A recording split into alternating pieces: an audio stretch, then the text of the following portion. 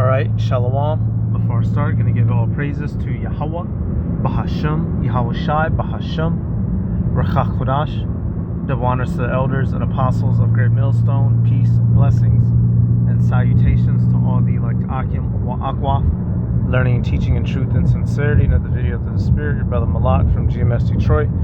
Hey, this right here, the damage is done. Esau Edom, right? You have a so-called RFK Jr., right? Robert F. Kennedy Jr. He's in, trying to get certain things passed. And one of the things he's been big on is the health thing. How the FDA has been allowing the food of the American public to be, let's say, less than nutritious. And so now they're declaring some sort of ban for particular food dyes, and it's like, well, where were you guys at 50 years ago when this shit's got to jumping? 50, 60 years ago when it made a difference. We're all fucked now. Everybody's blood is infected. People are all got all kinds of disabilities and illnesses, right? All kinds of slow babies running around. Motherfuckers' growths is all stunted and shit. Spines all bent out of whack. Niggas' Johnsons ain't working. Bitches' wombs ain't working. We could have used this decades ago. So, hey, the damage is done. Alright, and I'm gonna just read, I got a couple of videos. Esau Edom, he made sure that he polluted the diet of the world, and especially over here in the West, where we the Israelites are in mass numbers, because this is where we are taken captive. This was done on purpose. These chemicals did not magically slip themselves into food, nor did they accidentally have all these harmful effects on your mind and body. This was done on purpose, and him claiming to ban them is not a remedy. The damage has already been done. It says the U.S. has banned all artificial food dyes starting today. Oh wow, how neat. It says what, under Secretary Robert F. Kennedy Jr. and FDA Commissioner Marty McCary announced a plan to phase out 7 petroleum-based synthetic food dyes by the end of 2026. Right. So these oil chemical-based dyes have been flooding and invading our bodies for decades. Some of our parents, some of you young niggas' grandparents. You wonder why everybody's all out of whack, right? Why people can be, all clogged up and bent out of shape by the time they're age 50. And who was the guy behind it all? Esau Edom. And all these, now here it is, I'm about to do this video, y'all, and they very well could claim misinf, right? But this is a fact. What I'm about to read about these chemicals is a fact. It says the targeted dyes include red 3 and 40, blue 1 and 2, yellow 5 and 6, and green 3, commonly found in products like candy, cereal, and beverages. This initiative follows health concerns linking these dyes to behavioral issues in children and potential DNA damage. This shit can damage your DNA. You wonder why YNs is running around stir crazy, pistols in their hand. Don't know what to do with themselves, on top of the curses. It says the FDA also plans to revoke authorization for citrus red number 2 and orange B, establish national transition standards, and expedite approval for natural alternatives such as Galderia extract and butterfly pea flower extract. So it's already over, man. This is already, that's the title of this video. The damage has been done. He's already polluted the bodies of the people. And so this is simply a pat on the head, right? We're sorry. One of them type of things. That's all that is. right? Now, there's plenty of scriptures, the diet scriptures, the basics, right? Ezekiel 4, Sirach 30, but I want to start with this. Esau Edom knows that particular foods shorten your life. So he's made sure that the foods and the compounds that shorten your life are the ones that are at the forefront to break down the minds and the bodies of the people. Sirach 37 and 29. Be not unsatiable in any dainty thing, nor too greedy upon meats. So first, what is a dainty thing? What is a dainty thing? Let's see. Right here, dainties. It says something good to eat, a delicacy. So specifically, delicacies, right? Things that taste good, but they are not a main course diet. It should not be your primary diet. So let me go to, right here. Just go to images, right? Dainties, right here. Boom. Sweets, sugars, carbs, snacks, dairy, right? Cheeses, bread, gluten. And these are things that make up the majority of, people in the West diet, especially Americans, especially the Israelites, Negroes, Latinos, and Native Americans. And these things are killing you. Nothing but chemical compounds. This is a goddamn Plato experiment.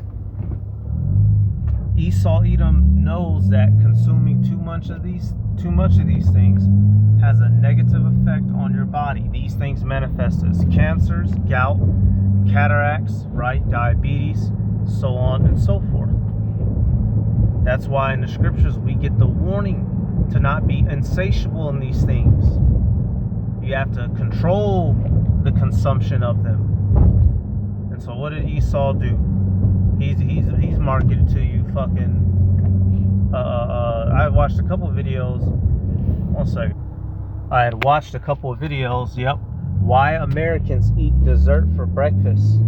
And that's true, y'all. I want you, when you sit up and really think about it, the majority of foods that are advertised here in America for breakfast are straight up snacks. Nigga, you can eat it at 12 at night if you wanted to. Waffles, sugary ass cereal, toaster strudel, Pop-Tart, muffins, pancakes. It's literally all a bunch of sugar. And even the regular bread that we have, people from other countries, you'll watch interviews, they'll say that American bread is sweet as hell. There's like, why is all the bread so sweet? Because it has all, to us it seems plain. But people in other countries, when they come here and eat our bread, y'all, they're like, damn, the bread is sweet. And this is what is promoted in this part of the country. And the majority of these things have all these different artificial dyes. So it's just tearing you all up, right? Now at the end of the verse it says what? Nor too greedy upon meats, which your food in general can be considered a meat, and then literal meat, flesh that you eat. It says, for excess of meats bringeth sickness, and surfeiting will turn into choler. By surfeiting have many perished, but he that taketh heed prolongeth his life. So if you take heed to your diet, you will prolong your life. This is why Esau Edom took control of the diet, and who were one of the main families to help brainwash you into what a good diet is and ain't. The so-called the Rothschilds, who's one of the main men that they use. They call him the father of propaganda. One second. Now I'm just bringing up those two words real quick. It said surfeiting and choler. So surfeit, it says excess quantity, immoderate behavior, unhealthy overindulgence. So if you're surfeiting, if you're having an unhealthy overindulgence, you're going to be devouring all those things. And what is it going to turn into? Choler. Bile, as one of the humors, an excess of which was supposed in old medicine to cause irascibility or temper. Right? So basically you're eating these foods to the point to where it's affecting your mood.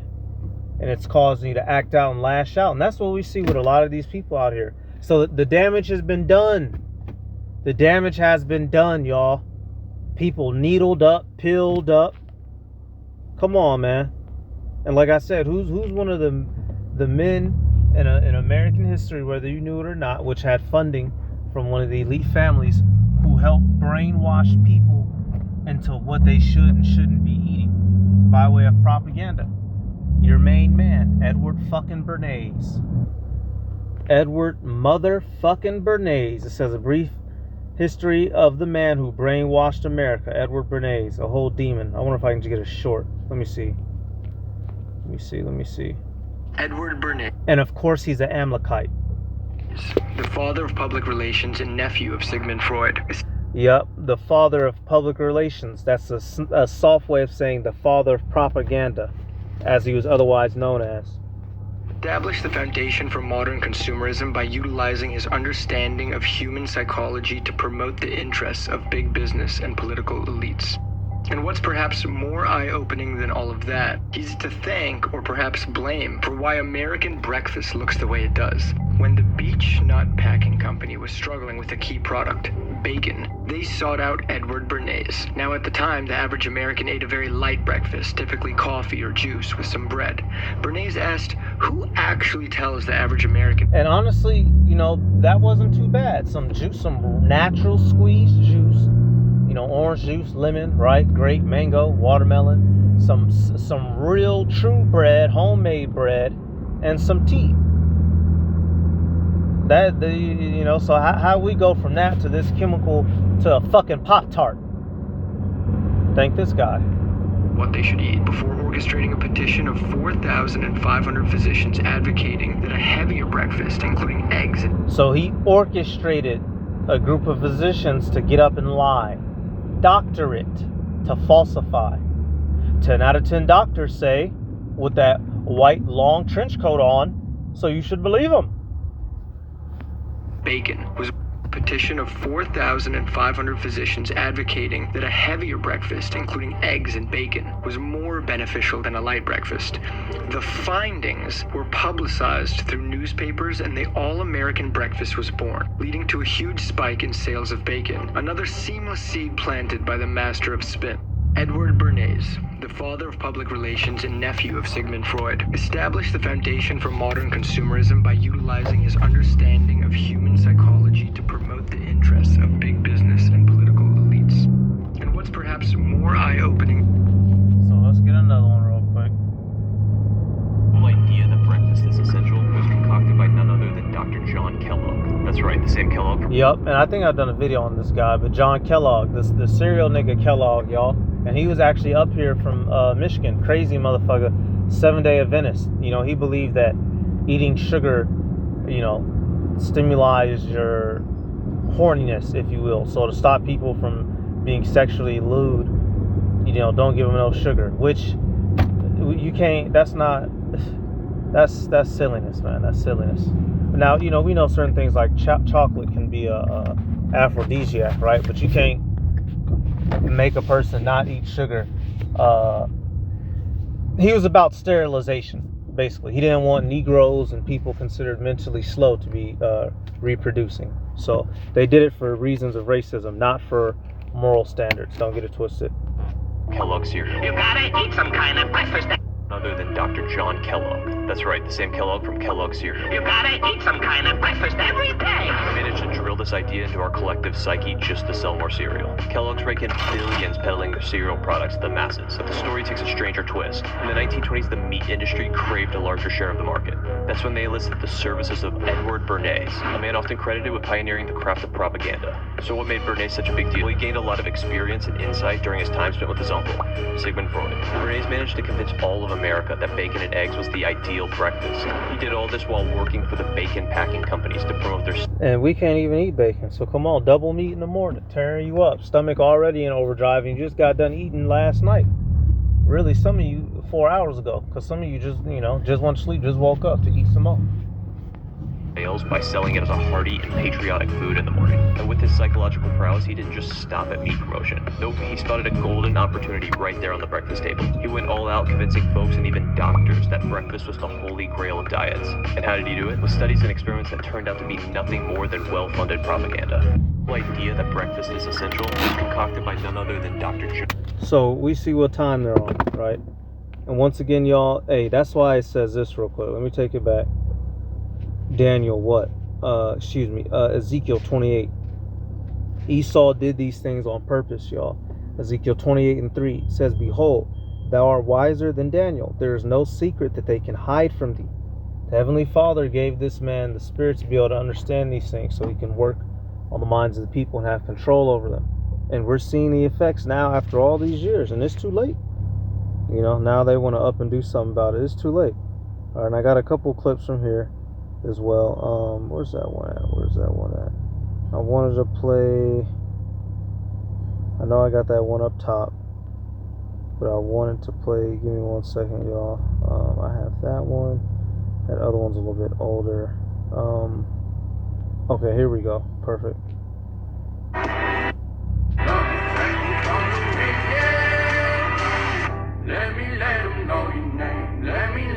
Yep, the sweets that God gave us versus what we eat. The fats that God gave us versus what?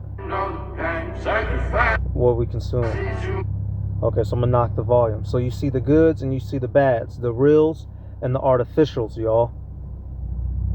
And most people, honestly, if you grow up in this world and do everything you're supposed to, go to school like how you're supposed to, learn the college bullshit like you're supposed to, you would think everything that is shown to you in the second slide, you would think that that's all healthy and proper. All them protein powders, gummy bears and all this. The doctor recommended it. You don't know nothing about true health and nutrition. You've been scammed. You've been had too. You've been had. You don't know. Drinking energy drinks and shit. Niggas wonder why they weak sauce. No fruits and vegetables up in them. Alright, so all I gotta do is what? Go one chapter over. What do you see? Sirach 38:4. The Lord hath created medicines out of the earth, and he that is wise will not abhor them. Everything that we need comes from nature.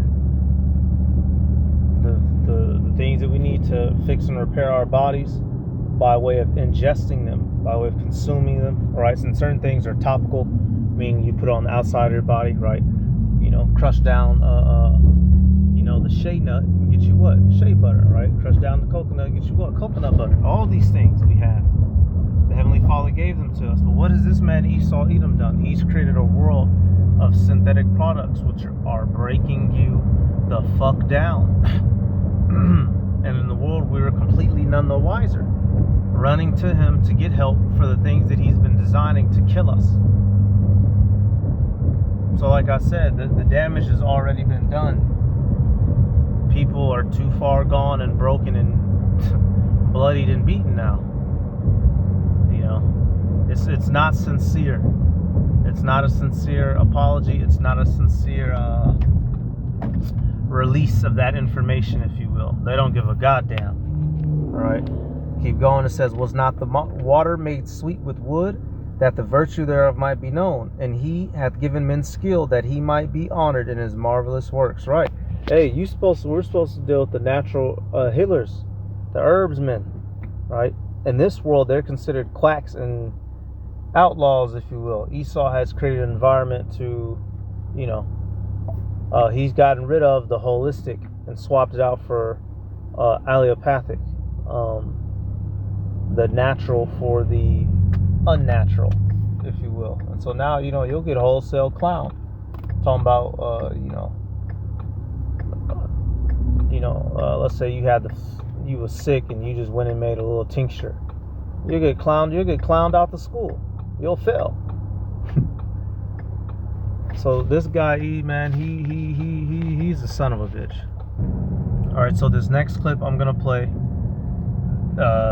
it's from a major news channel, so they very well may take this couple of minutes of the video out. If they do, basically all the information is showing. It's just gonna go to show you how not even in the 1980s, the majority of the things that we bought at the store were more natural compared to what we buy now, which is more chemicals and processed. That's basically what this video is going to go on the show. They may end up taking it out, and I'll have to edit it out. We'll see.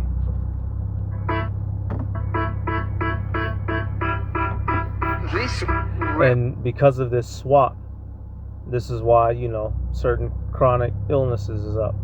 represents not just fruit and veg, but all the spending of a household in 1980 on ingredients. So this would also be oil, salt, sugar, meat. That's exactly right. So how much were people spending on convenience-ready foods? So the studies show that 58% of household expenditure on food in 1980 was essentially spent on ingredients, fresh ingredients to make home-cooked meals, as opposed to 26% of household spending on food. So the majority of what you spent was on ingredients because everybody knew how to cook, rather than actually buying these bullshit already pre-made bullshit ass meals. Which was spent on convenience food. But look what happened next. Over the following 20 years, our spending on fresh ingredients shrank to just 28%, whilst our spending on convenience foods almost doubled to 44%. When you lay it out like this, it's a spectacular transformation. This goes from being the majority of our diet to that entirely different category of food being the majority of our diet. Absolutely. What's happening to obesity over this period? It's a shocking change. We see that in 1980, around 7% of adults in the UK were obese. This shot up in the year 2000 to about 20%.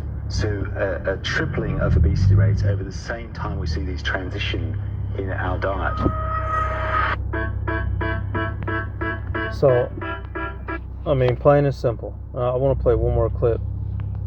So it's no wonder, it's no mystery. You start taking in all that BS, and all these things start happening to our bodies. Shit, what the fuck do you expect?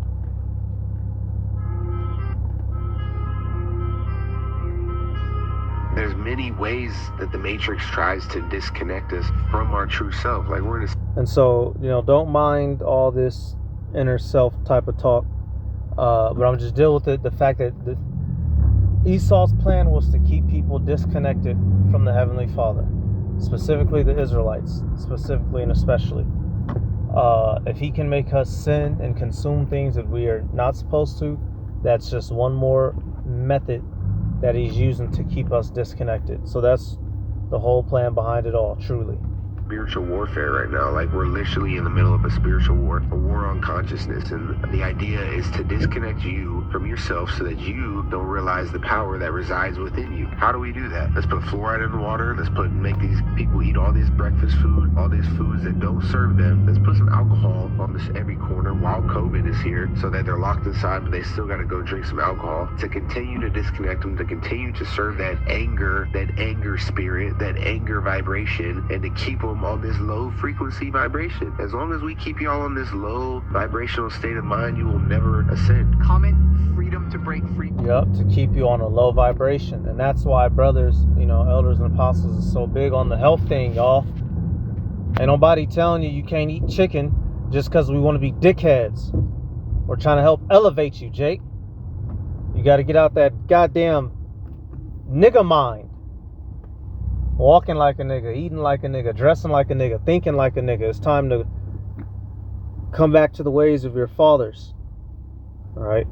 And we're that, put that spirit of cheese and ketchup on everything is fucking that's low vibrational.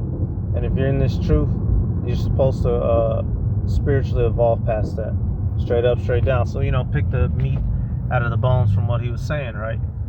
Straight up, straight down. And this guy, Esau, Edom, he's going to pay for all this. Granted, it was prophesied that we'd be in this estate, right? Ezekiel 4:13, obviously, eating our defiled bread amongst the Gentiles. And all these things, when you compound them, it's resulted in today's generation being weaker. But ultimately, Yahweh Ba'ashem Yahweh Shai is going to return and raise us up. So I want to get that a beacon of hope at the end of it all. He's broken us down. He's done all this. He's done all that. What is Yahweh Ba'ashem Yahweh Shai going to do for us? Malachi 4:2. It says, "But unto you that fear my name, shall the Son of Righteousness arise with healing in his wings. and ye shall go forth and grow up as calves among the stall. So we're going to be restored to our strength, y'all. Like a young calf, a young cow, we're going to have that strength back. And we're going to be healed at the return of our Lord Yahweh Shai. We're going to be healed from this man's, the damage he's done to our DNA, the damage he's done to our spirits, y'all. So, hey, there's brightness at the end of the tunnel, right? So until then, eat healthy, exercise, right, as best as you can. Make the right and the proper choices, right? Fast, pray, walk the straight path, right? So that's it. I'm gonna give all praises to Yahweh, Bahashem, Yahweh Shai, Bahashem, Ruach HaKodesh, to honors the elders and apostles of Great Millstone. Peace, blessings, and salutations to all the elect Akim, Wa'akwath, learning, teaching, and truth and sincerity. Shalom.